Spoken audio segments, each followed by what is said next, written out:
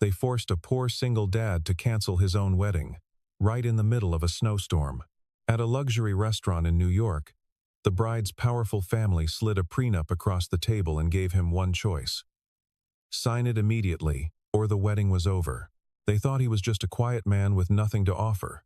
Too plain for the family name. Too still to be taken seriously. A man who said varied when asked about his work and drove himself and didn't own a watch worth noting. What they didn't know was that the company they were trying to protect had already been bought by him over a year ago, through entities they had never thought to look into, managed by people who had never mentioned his name.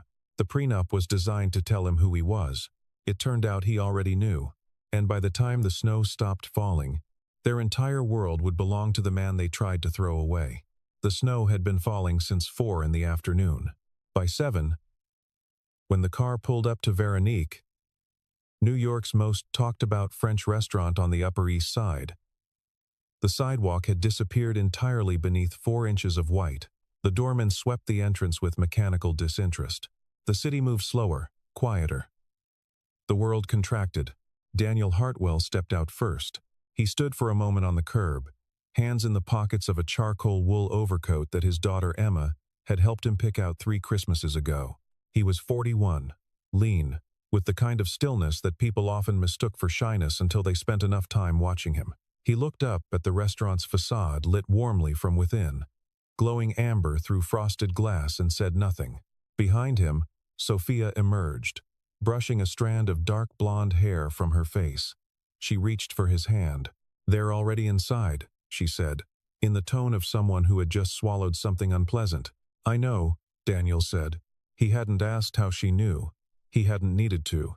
The maitre d' escorted them to the private dining room on the 2nd floor, a rectangular space with high ceilings, oil paintings of the French countryside, and a table set for 7. 3 people were already seated. Edward Carter, Sophia's father, Victoria Carter, her mother, and Sophia's brother, Nathaniel, who had inherited his father's jaw and his mother's disposition to look slightly disappointed in everyone around him. They had arrived exactly 12 minutes early. In Daniel's experience, that was never an accident. A man who arrives early to a table he has reserved controls the room before anyone else enters it. He sets his materials down. He orients himself. He claims the space. He is already watching the door when you come through it. It is a small thing, barely noticeable, and it is entirely intentional. Sophia. Victoria rose and kissed her daughter on both cheeks. Her gaze passed over Daniel briefly, the way one's eye might pass over a piece of furniture that had been placed in the wrong room. "You look cold." "It's snowing," Sophia said pleasantly. "Hello, Dad." Edward Carter stood to his full height, 6'1", silver-haired, wearing a navy suit that had cost more than most people's monthly rent, and extended a hand to Daniel with a smile that reached exactly as far as his teeth. "Daniel, good of you to make it." "Pleasure," Daniel said, and shook the hand, and said nothing else. They sat. A sommelier appeared. Edward ordered a 2014 Burgundy without glancing at the list. The ritual of the expensive meal proceeded. Bread plates, butter curls, the small theater of menus being opened and closed. Daniel ordered the duck. Sophia ordered the sole. Nobody asked what she preferred. For 40 minutes, conversation moved through safe corridors. The wedding venue. The weather. A charitable gala the Carters were sponsoring in February. Nathaniel described a property deal in Connecticut with the enthusiasm of a man who had never needed to wonder whether his enthusiasm was earned. Daniel listened. He ate slowly. He asked one question about the gala, a genuine one, about the non-profit it benefited, and Victoria answered it with the minimal warmth one extends to someone whose presence must be tolerated. Then, at precisely 8:47, Edward set down his wine glass. He reached into the breast pocket of his jacket. He placed a document on the table. It was 11 pages, folded lengthwise, bound with a slim silver clip. He slid it across the white tablecloth toward Daniel with the flat of his palm. The way a man slides a card when he already knows he's holding the better hand. We've had our attorneys prepare this, Edward said. A prenuptial agreement. Standard language. We'd like you to review it tonight. Sophia's fork stopped moving. Dad, she said. The single word was low, careful. It's a formality, Victoria said, reaching across to touch her daughter's wrist. These things protect everyone. Daniel did not touch the document. He looked at it for 3 seconds, the way a person might look at an object they have no intention of picking up, and then looked at Edward. What are the main terms? He asked. Any assets Sophia brings into the marriage and any inheritance she receives remain entirely with the Carter Family Trust. In the event of divorce, there is no claim on company equity, property, or residual income. Edward said this with the measured clarity of a man who had rehearsed it. As I said, standard. That's not standard, Daniel said. A small silence. It's our standard, Nathaniel said, with a thin smile. Sophia placed her napkin on the table. This is not what we discussed, Dad. We agreed. We agreed this needed to happen before the wedding, Edward said, his voice patient, immovable. The wedding is in 11 days. And if I don't sign? Daniel asked. The table went quiet. Outside, beyond the frost-laced windows, snow fell, without opinion. Edward looked at him directly for the first time all evening. Then I think we'd need to reconsider whether this wedding should proceed. He said it gently. That was what made it brutal. Daniel looked at the document again. He thought of Emma, asleep right now in their apartment, 6 blocks away, under the watch of her babysitter. 8 years old. She had already picked out a dress for the wedding. She had already started calling Sophia by her first name, with the comfortable ease of a child who has decided someone is safe. He thought about all of that. He folded his hands on the table. I'll review it, he said. It was not agreement. It was not refusal. It was something Edward Carter had not anticipated. Which was, precisely, the point. The first time Daniel had met the Carters, it had been a Sunday brunch in September. 4 months earlier, Sophia had warned him gently, carefully, with the hedging language of someone who loves 2 things that may not love each other, that her family was traditional. He had worn a navy blazer and a white shirt, no tie. He had arrived on time. He had brought a bottle of wine from a small Oregon producer he respected. Victoria had accepted the wine with a smile and immediately handed it to someone to put away. It never appeared on the table. They had asked him, over smoked salmon and poached eggs, what he did. Private investments, he had said. Acquisitions, primarily. What sector? Edward had asked. Varied, Daniel had said. Whatever I find interesting. This answer, he later understood, had been the first mark against him. People in Edward Carter's world did not describe their professional lives as varied. They had sectors. They had verticals. They had names that rang other names. A man who said varied was either hiding something or had nothing worth revealing. The assumption, in the Carter family, had settled quickly and silently on the second option. They had asked about his daughter Emma, with the careful warmth of people who admire children in theory. Victoria had said she was charming once, after meeting her, in the same tone she might compliment a restaurant's decor. They had asked about his previous marriage. He had told them briefly. His wife, Claire, had died 4 years ago of an aggressive cancer that had moved faster than anyone had been prepared for. He had been 37. Emma had been 4. Victoria had said she was sorry. The way she said it made the sympathy feel like a box being checked. What none of them had asked, and this, Daniel had noticed, was it self-telling was how. How had he built what he'd built? How had a man who seemed to own nothing visible managed to occupy himself with acquisitions? How had he gotten from wherever he started to wherever he was? They hadn't asked because they had already decided. He was a quiet man.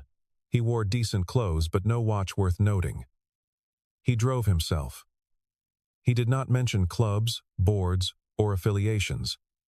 He was raising a child alone. He had said varied when asked about his work. The conclusion was obvious to them. He was ordinary. Possibly worse, he was ordinary and aware of it, which made him, in the Carter taxonomy, either a schemer or a dreamer. Either way, not one of them. Sophia had seen something different from the first conversation. He still wasn't entirely sure what. She was perceptive enough to recognize that stillness was not the same as emptiness, that a man who did not perform his power had not necessarily failed to acquire it. She had asked him, on their third date, why he never talked about his work. "Because it's not interesting to talk about," he had said. "It's interesting to do," she had laughed. And then she had stopped laughing and looked at him more carefully. That was the moment, she told him later, that she had known. The Carters had continued, in the months that followed, to perform their assessment. The conclusions never changed. Daniel was polite enough, they allowed. He was clearly devoted to Emma, which was to his credit. But Sophia had never wanted for options, and options were, in the Carter view, the only valid currency of a life well lived. He had heard, secondhand through Sophia, a fragment of a conversation between Edward and Nathaniel at Thanksgiving. Nathaniel had described Daniel as well-meaning but mismatched, which was the kind of diplomatic dismissal that required a certain practiced cruelty to deliver with a straight face. Edward had apparently said nothing to contradict it. Sophia had told Daniel this the same night, quietly, watching for his reaction. He had thought about it for a moment and then said, "Nathaniel's not entirely wrong about the mismatch." She had stared at him. "We are different," he had said. "I think that's the point." The Carter name carried weight in New York in the specific, stratified way that certain names did, not famous, not political, but woven into the fabric of institutions. The building of a business school's East Wing, a foundation that sponsored young architects, seats on boards that mattered. Edward Carter had built that presence over 30 years with a combination of genuine talent, good timing, and the ruthless social fluency of a man who understood that reputation was a form of infrastructure. What Edward had not done, in 30 years, was pay sufficient attention to the financial architecture of the company itself. Carter Corporation had expanded in 3 directions when it should have chosen one. It had taken on debt to support a lifestyle of institutional prestige sponsorships, real estate, the appearance of a company in permanent ascent without generating the internal cash flow to justify the exposure. By the time Daniel had identified it as an acquisition target, the debt-to-equity ratio was uncomfortable and getting worse. None of this was visible from the outside, which was precisely the problem. Edward's considerable skill at managing appearances had masked, for years, a structural fragility that his board should have addressed, and hadn't. Daniel had not relished the discovery. He took no pleasure in finding a man's weakness, but weakness in a business, left unaddressed, had consequences for the hundreds of people who worked there in good faith. That mattered more than Edward Carter's pride. What they didn't understand, what they had never thought to ask, was what he was actually worth. The wedding planning had begun in October, with the announcement that it would be held the 3rd weekend of January at the Langham, a venue the Carters favored for its dignity and its discretion. Sophia had not chosen the Langham. The progression was subtle enough that even Sophia, who was not a woman who missed subtleties, had required several weeks to name what was happening. It announced itself, not in grand gestures but in small corrections. Victoria had mentioned, once, that the florist Sophia had booked was lovely but a bit informal for a January wedding. The next week, a different florist had been scheduled for a consultation. The week after that, the first florist had been quietly removed from the calendar. The caterer changed. The seating arrangement was revised just a draft, darling. Not final in a way that placed Daniel's small group of friends and his late wife's sister in the far corner of the room, near the kitchen. The music. Sophia had wanted a string quartet she knew from a performance at Lincoln Center. Instead, she received a booking confirmation from a chamber ensemble that Victoria's friend patronized, with a note that read, "We've handled this one less thing for you to worry about." Daniel had watched all of this without comment, not because he didn't notice, but because he understood that the battle Sophia needed to fight here was not his to fight for her. She needed to find the boundary herself, hold it herself, or they would spend a marriage with her family mistaking his silence for permission. He had made this mistake once before, in a different context, years ago, staying quiet in a situation where his voice would have prevented harm, telling himself it wasn't his place. He had learned, at some cost, that silence which is intended as respect can be experienced as abandonment. He watched for the moment when Sophia would need him to stop observing and start standing beside her. He was watching for it now. The florist situation had bothered her for a week. He had known it from the particular way she answered his questions about the wedding planning briefly, with a flatness that was not her natural register. She was someone who enjoyed precision and beauty in her work and in her life, who had strong, specific opinions about aesthetic choices that she held without apology. Having those choices replaced without acknowledgement was not, for her, a small thing. They don't think they're doing anything wrong, she had told him one evening, sitting with her feet tucked under her on his couch, her laptop open to a project she was not really looking at. That's the part that makes it hard to fight. They genuinely believe they're helping. Do you believe that? He had asked. She had thought about it honestly. I believe my mother believes it, she had said. I think my father knows it's about control and has convinced himself that's the same as helping. This was, Daniel had thought, a precise and generous assessment. She was right about both of them. He had asked her what she wanted to do about it. I want to get married and have a life that's actually mine, she had said. Is that too much to ask? No, he had said, and meant it completely, but Nathaniel had been the one to push it too far. In late November, Nathaniel had called Daniel directly not to discuss, but to deliver. He had spoken about the rehearsal dinner venue, the transportation arrangements, and then, in the same casual register, had mentioned that he'd arranged for a brief review of Daniel's financials before the wedding. Just so we're all on the same page. Daniel had let the silence stretch for 4 full seconds before responding. No, he had said. Nathaniel had seemed genuinely confused by this. Not offended. Confused. As though the word had arrived in a language he did not speak. It's just a formality, Nathaniel had said. So is courtesy, Daniel had replied, and ended the call. He had told Sophia that night, calmly, what had been said. She had been furious, the clean, precise fury of a woman who loves her family and is tired of defending them.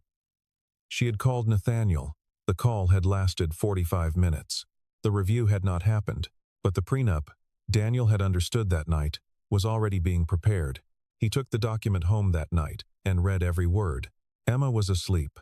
The apartment was quiet. He sat at the kitchen table with a glass of water and read the 11 pages twice, slowly, the way he read everything. The language was not ambiguous. In the event of divorce or separation, Daniel Hartwell retained no claim on any asset, property, income stream, equity stake, or inheritance belonging to or deriving from Sophia Ann Carter or the Carter Family Trust. Any joint assets acquired during marriage would be divided in proportion to documented individual contribution, assessed by a mediator appointed by the Carter family's legal firm. There was more.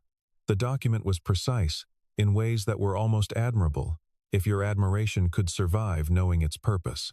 It was not a prenup designed to protect both parties. It was a document designed to define his position. He set it on the table when he was done reading, and looked at it for a long moment. Then he picked up his phone and called his financial advisor, a methodical man named Warren Steele, who had worked with him for 9 years and had the excellent habit of never expressing surprise at anything. The Carter acquisition, Daniel said when Warren answered. Where does that stand? We cleared 43% back in August, Warren said. The secondary tranche closed in October. You're at 61% as of the 15th. So we have controlling interest. As of October 22nd, yes. Daniel looked at the prenup on the table. Good, he said. Keep everything quiet for now. Victoria called him on a Thursday morning, 6 days before the wedding, and asked if they could meet for lunch. She chose a hotel near Columbus Circle marble lobby, restrained lighting, the kind of place that cost a great deal to look like it was costing nothing. She was already seated when he arrived, in a cream blazer. A single strand of pearls. Her hands folded on the table with the patience of a woman who had never needed to hurry for anything. I wanted to speak with you without the others, she said, after the greetings had been completed. I hope that's all right. Of course, he said.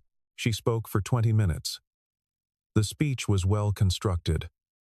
It acknowledged his good qualities, his devotion to Emma, his composure, his evident intelligence. It expressed, with practiced warmth, the family's genuine affection for Sophia and their wish for her happiness. And then it arrived, gently, at its destination. "Sophia has built something extraordinary," Victoria said. "Her career, her reputation, the life she's designed for herself. We've watched her do it since she was a teenager, and we want to make sure that what she's built is protected, not because we distrust you, but because we love her." She paused. "The world is unpredictable," she continued. "Circumstances change. People change. We just want to know that Sophia will always be taken care of. That there are structures in place." Daniel listened to all of this without expression. "I understand," he said when she had finished. Victoria seemed to relax, fractionally. "The prenup is really just a declaration of position," he said. Not unkindly, simply accurately. Victoria's expression did not change, but something behind it shifted. "I wouldn't say, 'It's fine,'" Daniel said. "I understand what it is, and I understand why you've prepared it. I'm not angry." He said this in a way that was clearly true, which seemed to unsettle Victoria more than anger would have. "I will not sign it," he added. "But I'm not angry." He paid for lunch. Victoria had not reached for the check and thanked her for the conversation, and left. On the sidewalk, in the cold, he paused for a moment and looked up at the gray sky. December had settled over the city with a quiet intensity. Somewhere across town, Emma was in school, probably arguing with her teacher about whether ancient Roman aqueducts should count as technology. He smiled at the thought and went back to work. 4 days before the wedding, Edward called. He did not ask. He stated, "Daniel, we need a resolution on the prenuptial agreement before Saturday. I want to be respectful of your position, but I also want to be direct. If it isn't signed, Sophia and I will need to have a very serious conversation about whether to proceed." Daniel was standing at the window of his office, a quiet floor in a building in Midtown, notable for nothing in particular from the outside, watching the first real snow of the season begin to fall. "I appreciate the directness," he said. "I need an answer, Daniel." "I'll have one for you by Saturday," he said. Edward seemed to interpret this as progress. The call ended on terms that were, if not warm, at least not broken. Sophia came over that night, late, after a work dinner. She sat at the kitchen table with her coat still on, and Emma, who had been granted the extraordinary permission of staying up until 9 because of what the babysitter had diplomatically called advanced resistance, climbed into her lap without asking, and fell asleep there within 4 minutes. "He called you," Sophia said. "It was not a question." "What did you tell him?" "That I'd have an answer by Saturday." She looked at him over the top of Emma's head. Her expression carried all the questions she wasn't asking. "Do you trust me?" he asked. She was quiet for a moment, not hesitating. Thinking. "Yes," she said. "But I want to understand." "After Saturday," he said, "I'll explain everything." She looked at him for a long time. Emma shifted in her sleep, one small hand curling in the fabric of Sophia's coat. "Okay," Sophia said finally, and she didn't ask again. The snow had been forecast since Wednesday. By Friday evening, it was arriving in the serious, committed way of a storm that intended to stay. Daniel sat alone in his hotel room. He had taken a room at the Langham, not from sentimentality, but because it was where the wedding would be held, and he wanted to understand the space and watched it through the floor-to-ceiling windows. He called Warren at 8. "Tell me the board composition again," he said. Warren recited it. 7 board seats. Daniel's entities held the proxy votes for 4. The other 3 were split among minority investors who had no coordination and no common interest. "The Carter Family Trust holds equity," Warren confirmed, "but no controlling votes. Edward sits on the board as a legacy director with no blocking rights." "And the debt?" Daniel asked. "Carter Corp has 3 tranches of debt maturing in the next 18 months. 2 are currently held by funds we manage. So if those funds, called the debt, The company would need to refinance within 90 days, Warren said. Which, in the current credit environment, would be difficult. Daniel had not acquired Carter Corporation to threaten it. He had acquired it because it was undervalued and mismanaged, and full of good people working for leaders who had confused legacy with competence. He had a clear plan for what it could become. He had been watching it for 3 years before making his first move. The business itself was, under the surface problems, genuinely interesting. Carter Corp had been built originally as an architecture and construction management firm. Edwards' early vision had been real, and the company had executed it well for the first decade. It still held a portfolio of long-term contracts with municipal clients that represented reliable, if undermonetized, income. The problem was everything built on top of that foundation: the expansions into luxury property development, the institutional consulting arm that consumed capital without generating proportional return, the sponsorships and partnerships and memberships that purchased prestige at a price the underlying business could not sustain indefinitely. Edward had been constructing an identity when he should have been constructing a balance sheet. The company's employees, the project managers, and site coordinators, and administrative staff who had been there 15 years, already sensed the fragility. They worked in it. They saw the gap between what the company presented to the world and what it actually was. What they needed was not reassurance. They needed someone who would look at the numbers honestly and make the decisions that honesty required. Daniel's plan did exactly that. It was, he believed, genuinely good for the company. He had not bought Carter Corp because of the prenup or the family dynamics or anything that had happened in the last 4 months. He had bought it years before he had ever met Sophia Carter at a mutual friend's dinner party in July. That was the irony. He had not spoken aloud to anyone. The man across the table from him tonight, sliding a document designed to diminish him. That man had been working for a company Daniel owned for the better part of a year. Without knowing it, Edward Carter did not know who had bought the company out from under him. Daniel's entities were structured in layers, held through management vehicles with names that meant nothing, advised by firms that maintained, by contract and by culture, total discretion. He had not hidden this from Sophia because he thought it was a weapon. He had told her, early and simply, "I'm involved in a company that has some connection to your family." She had looked at him carefully and asked if it would become a problem. He had said he didn't intend it to be one. What he had not anticipated was being asked, 11 days before his wedding, to sign a document declaring his permanent inferiority. He set the phone down. He looked at the snow. He thought about Claire. He did this less now than in the first years, but certain moments brought her forward, not with grief, which had softened into something that resembled gratitude for what they'd had, but with a kind of private conversation. What would you do? He thought. He already knew. She would have done exactly what he was going to do. She had been, if anything, more precise than he was about the difference between patience and passivity. She had never tolerated the slow erosion of a boundary, the quiet redefinition of who you were allowed to be inside someone else's framework. She had called it the soft takeover, the way certain people replaced your version of yourself with their version. So gradually you didn't notice until you looked in the mirror one day and found a stranger looking back. She would have named it on the first evening. She would have been direct and clear and warm about it. And the Carters would have had no idea how to respond to that combination. He had always admired this about her. It was something he had tried, in the years since her death, to carry forward, not as imitation, but as inheritance. Emma had some of it already. That directness, that ease with saying the actual thing.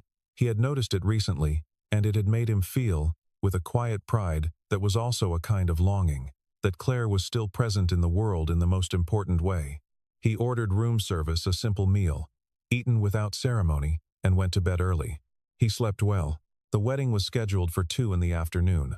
At 9 in the morning, the snow was still falling, and New York had gone quiet in the particular way that only a heavy snowfall could produce the muffling of the city's constant noise into something that resembled, for a few hours, peace. Edward arrived at the hotel at 9:15. He had not been invited. Daniel had been expecting him since 8. They met in the small sitting area adjacent to the lobby. A space furnished with armchairs and a low table, Pale winter light, falling through tall windows. Edward was in a dark coat, his silver hair precisely combed despite the weather. He did not remove the coat when he sat down. A man who keeps his coat on has decided how long he intends to stay. I need an answer, Edward said. Good morning, Daniel said. A beat? Good morning. Edward's voice did not alter. I need an answer. I won't be signing the prenuptial agreement, Daniel said. The silence that followed was different from all the previous silences. This one had weight. Then I'm afraid. Before you finish that sentence, Daniel said, there's something you should know. He had a folder on the table. Not dramatic, not thick, not ostentatious. Just a manila folder with perhaps 20 pages inside. He opened it and slid 3 documents across to Edward. The first was a summary of share ownership in Carter Corporation organized by entity, with beneficial ownership disclosed 1 layer below the surface. The name that appeared twice was a management company called Hartwell Capital Partners. The second was the board proxy documentation. 4 votes, controlled by Hartwell-affiliated entities. The third was a summary of the 2 debt positions. Edward looked at the first page, then the second, then the third. He went back to the first page and looked at it again. The color did not drain from his face dramatically. Nothing about Edward Carter was dramatic, but something went out of him, some structural certainty, like a beam that has been quietly compromised, and a building that has not yet fallen but will no longer bear the same load. This is, he began. Accurate, Daniel said. I've held controlling interest since October. Why? Not a question, not an accusation, something beyond both. Because the company was worth acquiring, Daniel said. I've wanted to reposition it for years. The previous ownership structure made that complicated. The previous Edward stopped. I founded that company. You did, Daniel said. And you built something real. But the last 4 years of strategic decisions have been costly, and the capital structure was compromised before I came in. I think you know that. Edward said nothing. His hands were flat on the documents. I'm not here to take anything from you, Daniel said. I'm not interested in punishing anyone. I bought Carter Corp because it has genuine value, and I intend to realize that value. I have a restructuring plan that protects the employees, preserves the brand, and addresses the debt. I would like you to remain on the board. Your knowledge of the company's history is useful. He paused. What I won't do, he continued, in the same even voice, is sign a document that was designed to tell me what I am. Not because I'm offended by the document, but because it was dishonest, and I think you know it was dishonest about who was actually in a position to be making conditions. Edward looked up from the documents. He was a composed man. He had built things. He had competed, and won, and lost, and returned. He knew, in some part of himself, what it looked like when a hand had already been played. She doesn't know, he said. Sophia knows that I have business interests that overlap with your family's company, Daniel said. She doesn't know the extent. That's a conversation I should have had with her earlier, and I'll have it today. That's between her and me, not you. A long silence. Snow fell outside the tall windows. The city was soft and white, and temporarily forgiven. The wedding proceeds as planned, Daniel said. The prenup is not going to happen, and going forward, the decisions Sophia and I make about our life will be ours to make. He stood. I'd like to get married today, he said. I hope you'll be there. He left the folder on the table and walked toward the elevator. He found Sophia in the bridal suite on the 4th floor, seated at the vanity mirror in a white robe, her hair half done. The stylist and the makeup artist had been quietly asked to give them 10 minutes. She turned when he came in. She read his expression, or the absence of an expression, which she had learned was different, and waited. He told her, all of it, this time, with nothing omitted. The acquisition, the timeline, the debt positions, the board seats. The reason he had not told her the full picture, which was not deception but a misguided instinct toward protection that he should have corrected months ago. She listened without interrupting. When he finished, she was quiet for almost a full minute. He sat in the chair beside her and did not try to fill the silence. "So when my father was threatening to cancel the wedding," she said at last, "he was technically threatening on behalf of a company you own, and the prenup was meant to protect assets from a man who already controls the entity those assets depend on." In effect, she looked at him in the mirror. Her expression was unreadable for another moment, and then slowly, unmistakably, something in it shifted towards something that was not quite amusement, but was adjacent to it. "You should have told me sooner," she said. "I know, not about the company. I understand why that was complicated." She turned to face him directly. "About all of it. About how serious it had gotten with my family. I felt like I was fighting alone." "You were," he said. "I was wrong to let that happen." She looked at him. He looked back. "Did you talk to my father?" she asked. "How did that go?" "He's processing," Daniel said. A pause. "Is he going to be at the wedding?" "I believe so." Sophia turned back to the mirror. She looked at herself half done, which was, she had once told him, "The moment you looked most like yourself." Before the performance began, "Call the stylist back in," she said. He reached for the door. "Daniel." He stopped. "I'm not angry," she said. "I want to be clear about that. I just want you to know going forward that I'm not someone who needs to be protected from information, even information that's complicated. Even information about people I love." "I know," he said. "I'm sorry." She nodded once. That was enough. The ceremony began at 2:15, 15 minutes behind schedule because the florist had been delayed by the snow. Nobody complained. The room was full of pale winter light and the sound of a string quartet playing something slow and unhurried. Emma, in a dress the color of frost, walked ahead of her father down the aisle with the careful gravity of a child performing an important task, scattering white rose petals with great deliberateness. She had been practicing for 2 weeks. Edward Carter sat in the front row on the bride's side. His expression, when Daniel passed him, was not warm. But it was present. That, for now, was sufficient. Victoria had managed, with the considerable resources of her composure, to arrange her face into something resembling a mother's joy for her daughter's wedding day. Whether the emotion beneath it was genuine, Daniel did not speculate. It was not his business to audit. Nathaniel sat beside his parents. He did not meet Daniel's eyes. When Sophia appeared at the entrance to the room, the light from the tall windows caught her. And Daniel, who did not frequently feel sucker-punched by beauty, who had long since learned that loveliness resides in more than the visible, stopped thinking about any of it.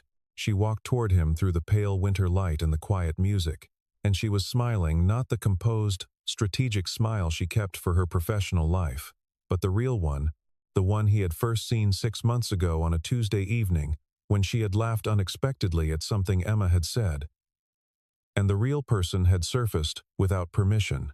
He held out his hand when she reached him. She took it. The officiant spoke.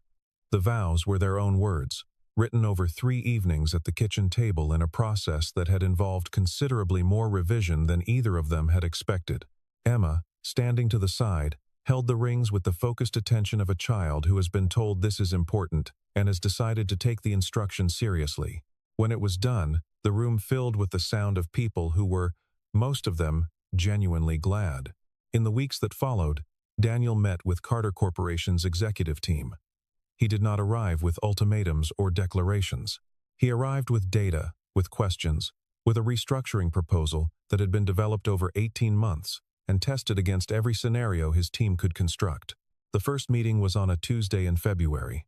He had reached out directly to the company's chief operating officer, a methodical woman named Patricia Howe, who had spent 11 years keeping the company functional through 3 years of strategic drift, and who, Daniel had been told by multiple sources, was on the verge of leaving for a competitor.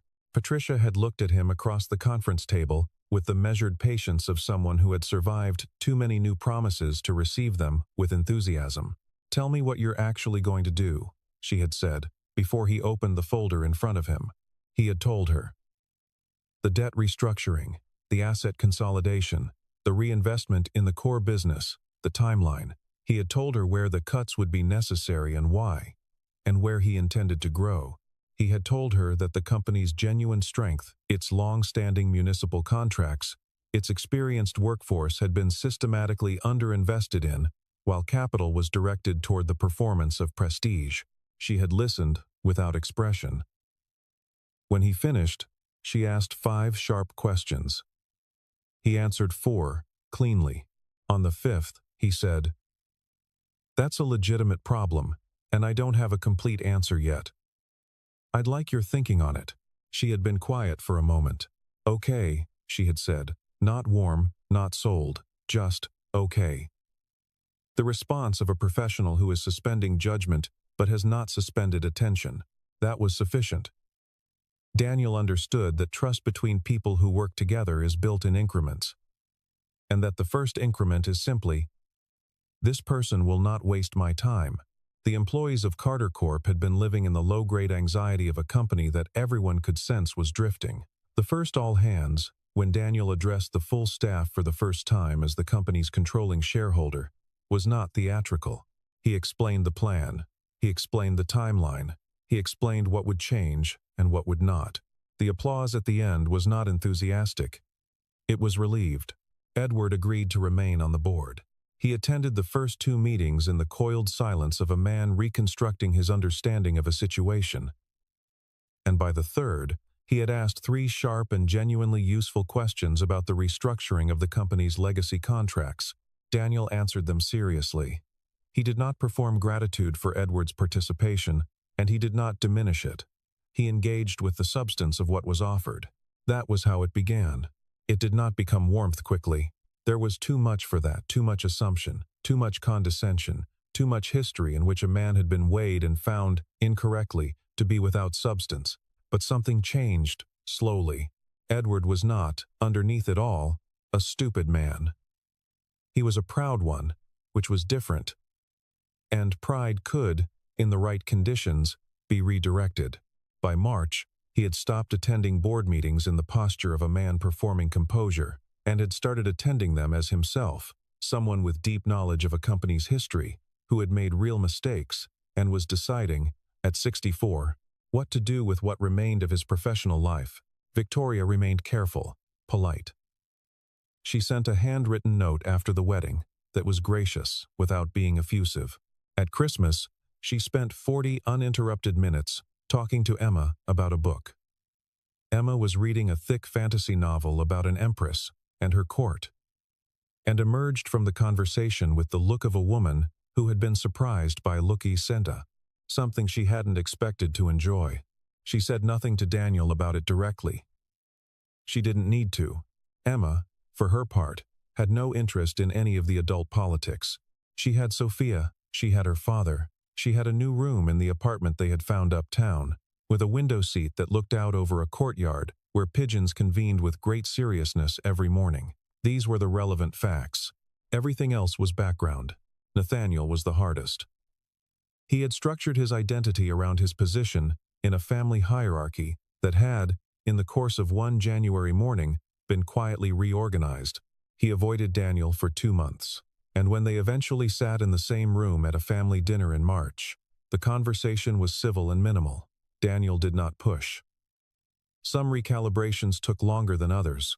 Nathaniel was 35 and had lived his whole life inside a story where his family was the center of gravity.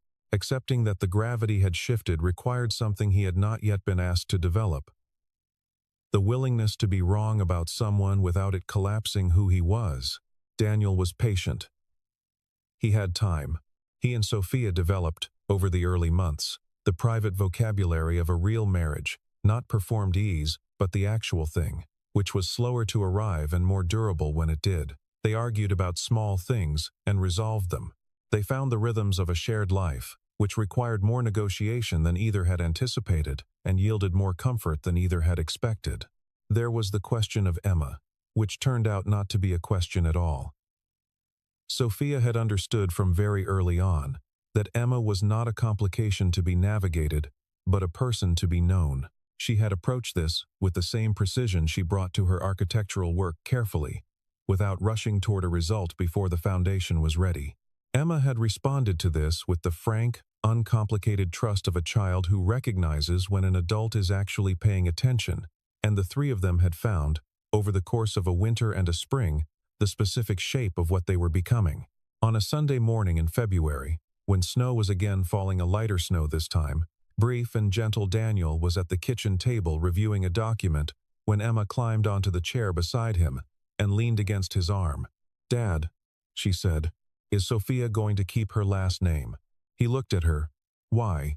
"Because I was thinking," Emma said, with the careful air of a child who has been thinking seriously, "that if she keeps Carter, and we're still Hartwell, then we're three different names, which is a lot for one family."